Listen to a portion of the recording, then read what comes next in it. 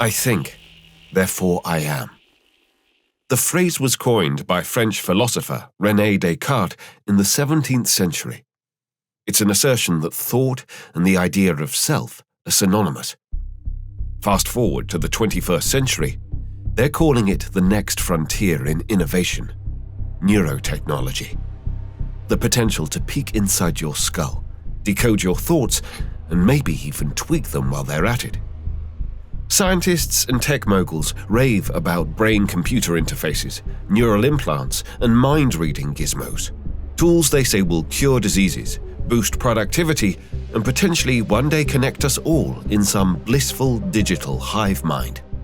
But are we really ready to hand over the keys to our heads to a bunch of lab coats and Silicon Valley billionaires? Or worse still, the government? What happens when your employer has access to your brain activity? When the algorithms start whispering to our neurons or hijacking them completely? This isn't science fiction anymore. It's here, about to creep out of labs and research and development centers worldwide. But the prospect raises more questions than it answers. Welcome to the eerily dystopian world of neurotech, where the line between breakthrough and breakdown feels razor thin.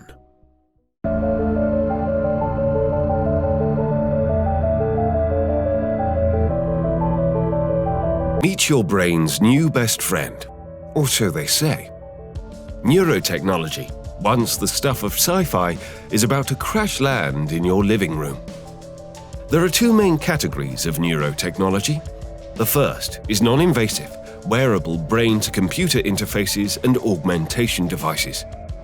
The second is implants, which, as we will find out, can also include nanotechnology.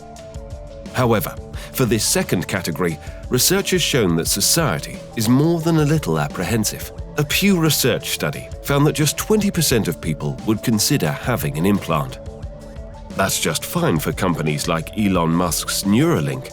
They're focused on solving the problems of the mind, giving sight to the blind and allowing the paralyzed to control computers with thought. But some pitch neurotechnology as the inevitable future of humanity, with suggestions that it could soon become seamlessly embedded into devices we already use, like headphones. There must be a significance to all of this. Some are predicting the neurotechnology market will become a $32 billion industry by 2030, and big tech's already salivating. Silicon Valley giants and dozens of startups you've not yet heard of are racing to slap electrodes either onto or into your head, promising to enable brain-to-computer telepathy, decode your thought processes, and even replay your dreams. But before you buy that focus-assisting headband, let's take a hard look at what's at stake. Firstly, it's important to be clear about the potential benefits to society. Clinical trials of Neuralink have already given their first subjects a new lease of life. Now imagine the potential benefits for mental health, Alzheimer's, epilepsy, even depression. Introducing electrical current into the brain or certain magnetic pulses is being shown to very robustly treat conditions like depression, certain sleep disorders. The devices that we're talking about now are more data collection. And then you have sort of the opposite side of that coin being neural stimulation and what we're calling mental augmentation. So things like magnetic stimulation to the brain, electrical stimulation to the brain, in certain cases, what we call neurofeedback, or influencing brain activity by the merits of certain parts of it being read in a certain way. On the consumer side, the current range of devices are promising to improve your concentration and well-being. But these gadgets aren't just toys. They're bridges between your neurons and big tech's data centers. That's where it gets murky. When we're talking about neurotech, it's important to remember what exactly it is that we are measuring, and that is our brain waves and our brain activity. And that can reveal things that are happening subconsciously, and it can also reveal higher level thought processes. It uses the raw data and applies algorithms to it in order to decode what's going on. And it can use that kind of information to determine incredibly sensitive information about us, like our political opinions, our sexual orientation, our implicit biases. And so when we're thinking about the rise of neurotech and the possibility for this kind of data to be mined for insights about ourselves, we need to be thinking about this as the final frontier of our privacy. It's an incredibly frightening thought. The unique specificities and qualities of neural data mean that consumers are entering a landscape where they absolutely have a blindfold on. Even neural data from wearable consumer devices can be analyzed. Companies can access information about you, such as neurological disorders, mental health diagnoses, and increasingly elements of your thoughts. Our thoughts, our mental activity, the way we think, what we think about, the way our brain works, that's what's being commodified. Neurotech starts with the best intentions, but it quickly risks becoming a form of surveillance that we've never seen before. I think this risk of misuse increases exponentially as soon as we move away from the domain of biomedical research and clinical intervention, and we start using these technologies in the consumer space. Our brains are the last refuge of privacy, and if we lose control over this, then we risk exposing the most intimate layers of our mental life to external scrutiny, manipulation, or even exploitation. These devices are not marketed to treat medical conditions. They're marketed as wellness devices. And so the rules and regulations, in my understanding, apply differently. However, at the same time, they are collecting medical grade data. There are still gaps and things where patient and consumer data may be at risk of not being protected. Will advertisers eventually start interpreting your brainwaves to sell you more junk? Will your boss slap you with a warning if you're not fully focused all day? Experts like Nita Farahani warn we're a hop away from what she calls brain transparency becoming the norm.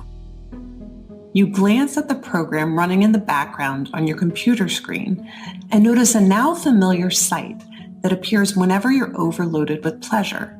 Your theta brainwave activity decreasing in the temporal regions of your brain. Your mind starts to wander to the new colleague on your team, whom you know you shouldn't be daydreaming about, given the policy against intra-office romance. But you can't help fantasizing just a little. But then you start to worry that your boss will notice your amorous feelings when she checks your brain activity and shift your attention back to the present. What do you think? Is it a future you're ready for? You may be surprised to learn that it's a future that has already arrived. Everything in that video that you just saw is based on technology that is already here today. Artificial intelligence has enabled advances in decoding brain activity in ways that we never before thought possible.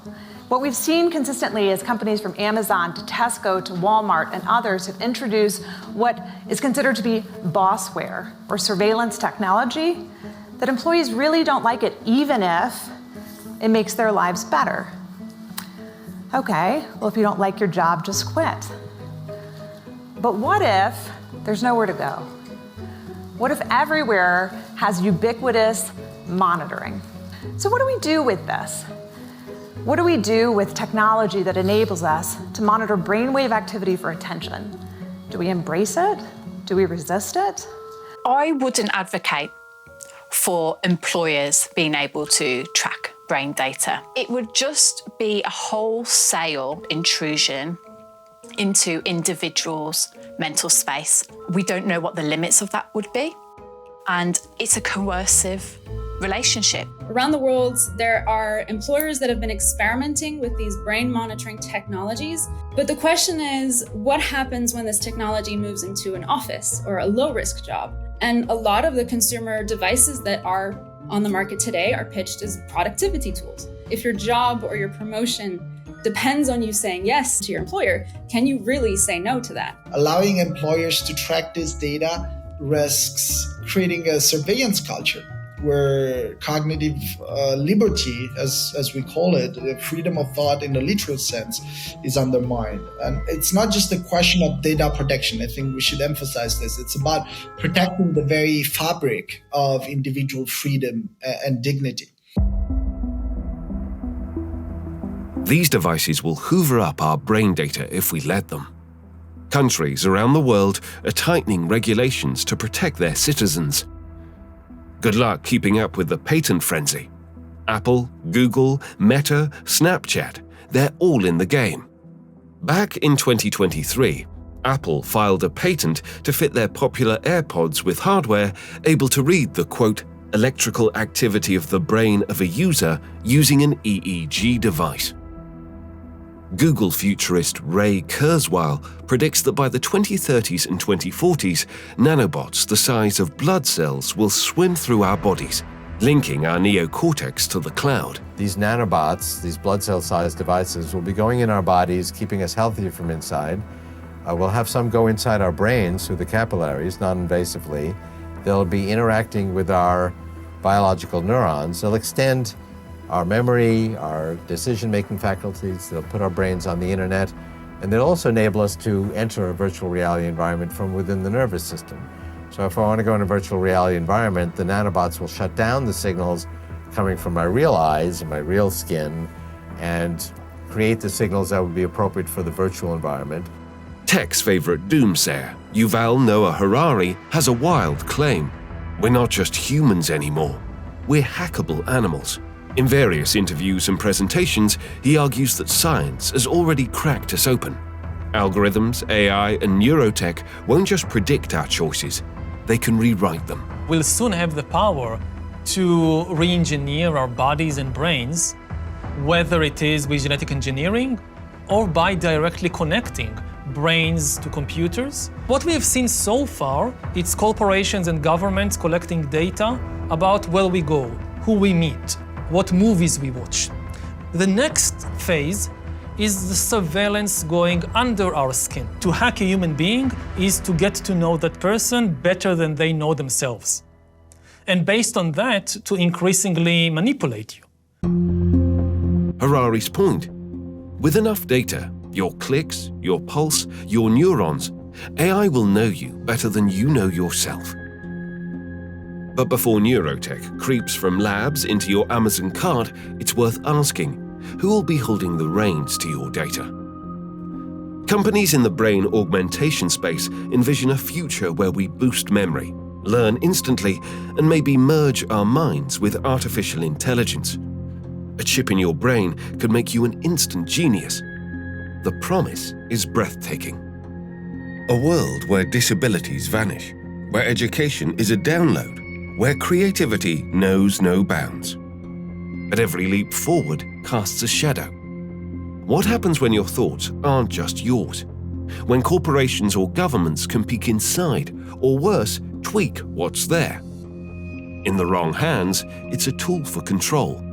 And if the brain can be upgraded, who decides what better means?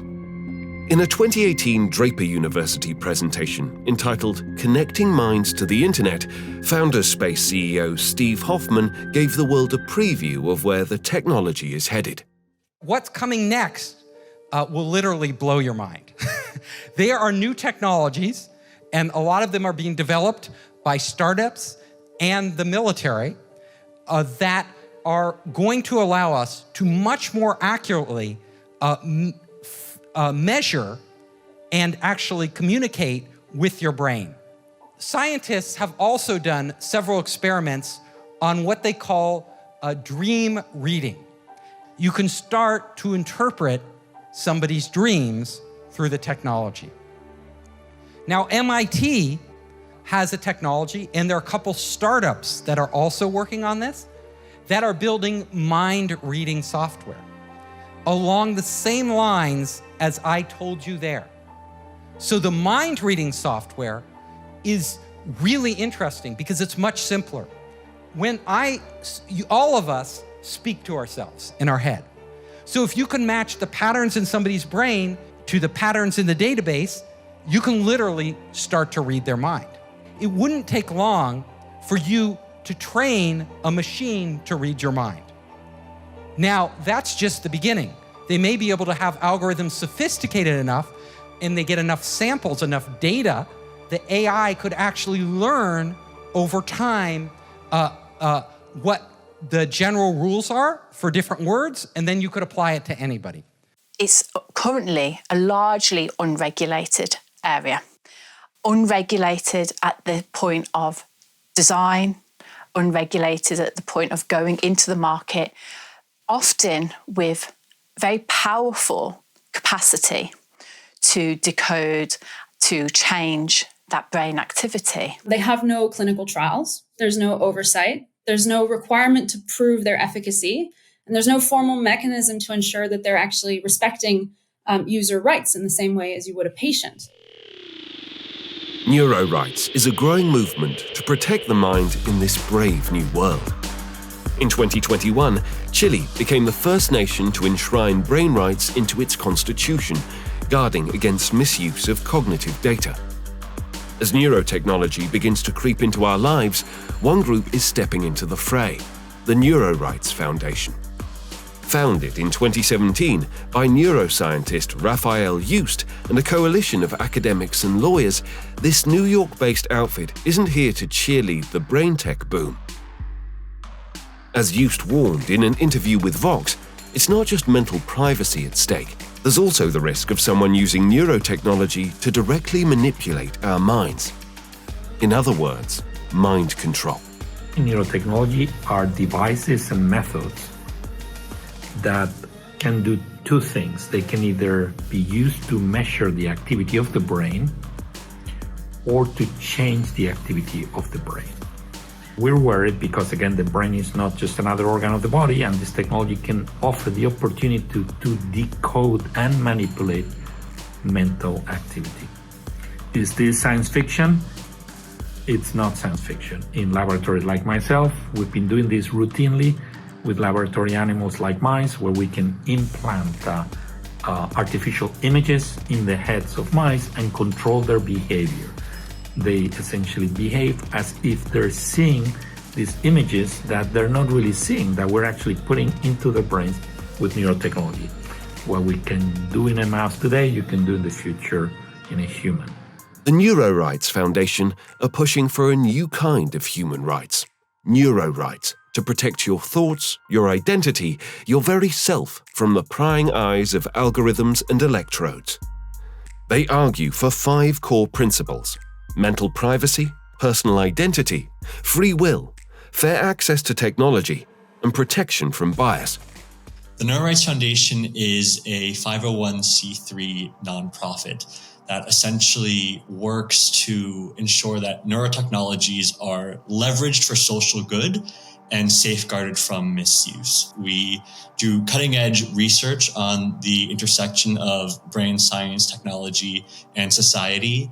And importantly, we transform that research into policy action. So the Neurorights Foundation is an interdisciplinary team of neuroscientists, physicians, human rights lawyers, policy experts, human rights advocates. And we are all coming together because we both believe in the transformative potential of neurotechnologies and also understand that we are on the precipice of a new human experience.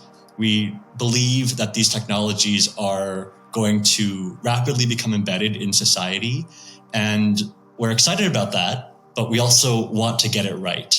What's concerning is that what can be revealed from the data sets today is not the same as what can be revealed from the data sets in the future, especially because once these devices truly proliferate and become embedded in society, companies will amass larger and larger data sets, which will allow them to, make it more easy to train algorithms and models based on your specific neural data.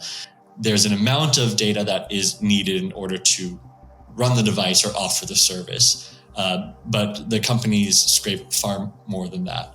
And unlike if I were consenting to you looking through my bag while in line for security at the airport, I know exactly what is in that bag. I know what you will and you will not find in that bag. I actually don't know what you will and will not find in a scan of my brain. I have no idea. I don't know how much you've taken, how much information, I don't know what your algorithms are. And so the question of informed consent is really challenging in this area because you can actually poke holes in both of those words, in informed and in consent. I mean, can you truly be meaningfully informed fully? And can you really meaningfully consent in this space if you don't understand what the full risks are or what the data are? This is a now problem, and it's about to explode. The Neurorights Foundation aren't alone in their concern. In April 2024, the state of Colorado signed into law an expansion of the definition of sensitive data to include neural data generated by the brain. California, home to Silicon Valley, made a bold move on September 28, 2024. Governor Gavin Newsom signed SB 1223, dubbed the Neural Privacy Act. Both bills were backed by the Neurorights Foundation in a flex against what they consider to be legal loopholes allowing consumer devices to capture personally identifiable brain data. But here's the snag. These bills only protect against data that is considered personally identifiable. As this New York Times article points out, most of these device makers will be less interested in defining a person's identity and more interested in inferring what a person might be thinking or feeling. So is this a shield or just a speed bump? And what about in Europe? International human rights lawyer and author Susie Allegra believes we don't need neurorights. In an op-ed in the Financial Times, she argues that in countries such as the UK or member states of the EU, where applicable domestic and international laws do guarantee the absolute right to freedom of thought, it is a potentially dangerous distraction from the protection we already have. One thing that might be reassuring is that we do already have laws that we can develop to protect our neuro rights. Under Article 9 of the European Convention of Human Rights, there is a right to our freedom of thought, conscience, and religion. The right to freedom of thought is particularly relevant here because it's an absolute right. So that means under no circumstances, with no justification, with no exceptions, can the right be violated. Fascism doesn't need jackboots when it can whisper directly into your neurons or zap you for wrongthink as soon as an idea creeps into your mind. Some of the devices, some of the technology, some of the scientific papers are reporting the ability to interfere with the human mind, interfere with what we would perhaps think to be spontaneous, autonomous thoughts, thought processes, mental states, but are actually being influenced externally and without our knowledge. That's a complete violation, a complete erasure of our individual autonomy. What does it mean to be entering a new paradigm where there are deeply embedded technologies that have the potential to change our brain activity? The idea of technologies being able to transform or alter the very neural processes that lead to who we are and what humanity is, it makes this deeply urgent and existential. This is a revolution that will fundamentally transform what it means to be a human. If your freedom to think freely and the privacy of your mind are endangered, then all the other freedoms that depend upon these two basic freedoms will be violated. Like with any powerful technology, neurotech can be used for good and it can be used for harm. And so that has the potential to really reach into the core of who we are. So our thoughts, memories, emotions, sense of self. With the current consumer technologies on the market, that's not the case, but there's research going on behind the scenes. There's more powerful technologies coming. And misuse of that is particularly chilling. We're sleepwalking into a world where our thoughts can be accessed, predicted, manipulated without our consent and potentially even without our awareness. Will this hijacking of our cognitive privacy be sold to us as a Minority Report-style attempt to tackle pre-crime? Will dream thieves be able to steal intellectual property and secrets while you sleep, like the movie Inception? Will we be able to install Total Recall-style fake memories into our brain to escape our dreary lives, as Google's Ray Kurzweil predicts? Hollywood's been warning us for a while that a dark future awaits us. Think of The Matrix, a world where humanity's plugged in, stripped of agency, living as batteries for a system that owns them. Neurotech could be our slow slide into that pod. If your perceptions can be hacked, your emotions dialed up or down, your choices scripted by a signal, what's left of you? This technology has the potential to reduce us to nodes in a techno-fascist smart grid, where dissent is not just crushed, it's erased before it forms as a thought. We're not there yet, but the pieces are falling into place. The growing technopolitical oligarchy that is emerging around the world, they have a great interest in your minds. They have a great interest in your thoughts, and they have a great interest in surveying and governing your behavior. I consider that neurotechnology isn't so much a new threat or a new challenge for human rights protections. It maps on to all of the existing systematic challenges that human rights face. Inequality, discrimination, poverty, abuse of power and powerlessness, coercion, exploitation, all of these things will be present, if not amplified, in some contexts through the use of neurotechnology. So we really need to think in a joined-up way how to provide international protections for individuals, for the human mind in this context, and we need to do it quickly. Neurotechnology's promise is dazzling, but its threat is existential. Will we wield it to rise, or let it bury what makes us human? The choice isn't tomorrow's, it's now. And the clock's ticking, louder than you think.